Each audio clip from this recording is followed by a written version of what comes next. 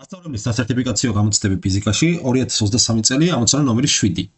ცილინდრული ჭურჭლიდან მთელი სითხე გადაასხეს ორჯერ მეტი ფუძის ფართობის მქონე მეორე ცილინდრულ ჭურჭელშიო გეუბნებიან.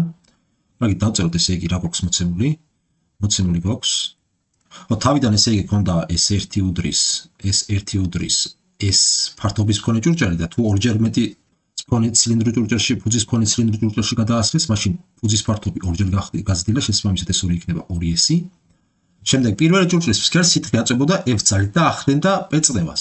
ესე იგი თავიდან F1 ტოლი ყოფილა F-ის და SF ძალა აწარმოებდა ფსკერზე P1 უდრის P წნევასო და ვიკითხებიან რა ძალით აწვება სითხე მეორე ჭურჭლის ფსკერს და რა წნევას ახდენს ის მასზეო.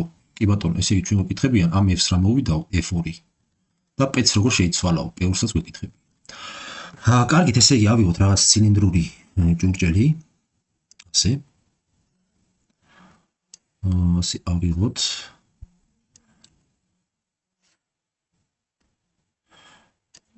ასეთი ცილინდრული ჭურჭელი გვაქვს, ესე იგი შიგნით სითხეც ჩავასხათ. ასე ჩავასხოთ სითხე.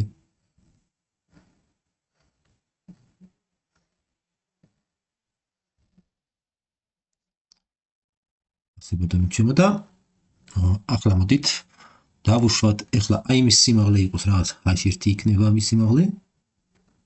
ეს იყოს რაღაც H1 სიმაღლის ცილინდრული ჭურჭელი გვაქვს და ამის ფართობი, ფუძის ფართობი S1 უდრის S-ო და ეს წყალიო აწვებაო ამ ფსკერსო რაღაც F1 უდრის F ძალითო. და მეორე შემთხვევაში იგივე სიტუაცია, ფართობი უნდა გავზარდოთ, ფუძის ფართობი, ხო, ასე. მოდით დავხაზოთ უფრო კარგად. ასე დიდი ავიღოთ ცოტა. ასეთი ჭურჭელი გვექნება ახლა. შესაბამისად ესე ბატონო ჩემო, აი ასე. აქაც სითხე ან წყალი რაღაც ჩავასხოთ.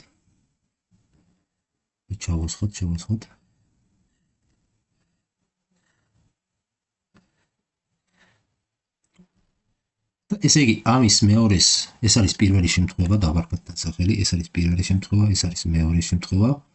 ამის ფუძის კი არა და სიმაღლე იქნება რაღაცა H2 დავარქვათ ამას, H2. ამის ფუძის ფართობი როგორც გითხრეს 2S არისო და ძალა. ეხლა ძალა აწვება. რა ძალით აწვება? ეხლა ამ 2S ფართობს ეს ჩვენი სითხე. გამომდინარე ეხლა წყალი გადაასხეს პირველ ჭურჭლიდან მეორეში. შესაბამისად წყლის მასა M1 არ შეიცვლებოდა, ხო, იგივე დარჩებოდა. შესაბამისად, რადგანაც ეს დაწოლის ძალა გამოწვეული არის სიმძიმის ძალის ზემოქმედებით, შესაბამისად დაწოლის ძალა არ შეგვეცვლებოდა. ხო, არ შეგვეცვლებოდა. ესე იგი იგივე F2 უდრის F ძალა გვექნება.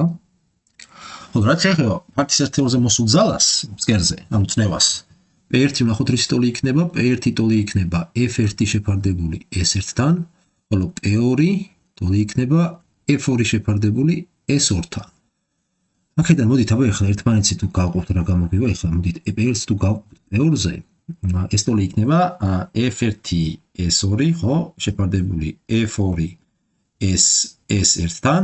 გამომდინარე იქიდან, რომ F2-იც და F1-იც F-ის ტოლია, ამიტომ ეს გავითვალისწინოთ, ესენი შეეკვეცება. აქედან რა გამოგვივა? ჩვენ გამოგვივა, რომ P1-ის შეფარდება P2-თან უდრის S2-ის შეფარდება S1-თან. S2 მოცემულობით 2S-ის ტოლია.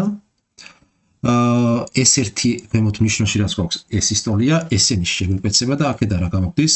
მოდი ის გავითვალისწინოთ, რომ P1 მოცემულობით P-ის ტოლია, შესაბამისად P შეფარდებული P2-თან ტოლი გამოგვივა 2, საიდანაც ეს ჩვენი P2 გამხდარა P9. ესე იგი წნევა ორჯერ შემცირებულა. ანუ საბოლოოდ ჩვენ თუ დავწერთ ახლა პასუხს, F2 შეცვლილა, ხოლო წნევა ორჯერ შემცირებულა. შესაბამისად პასუხი იქნება, რომელი იქნება ნახოთ, პასუხი G.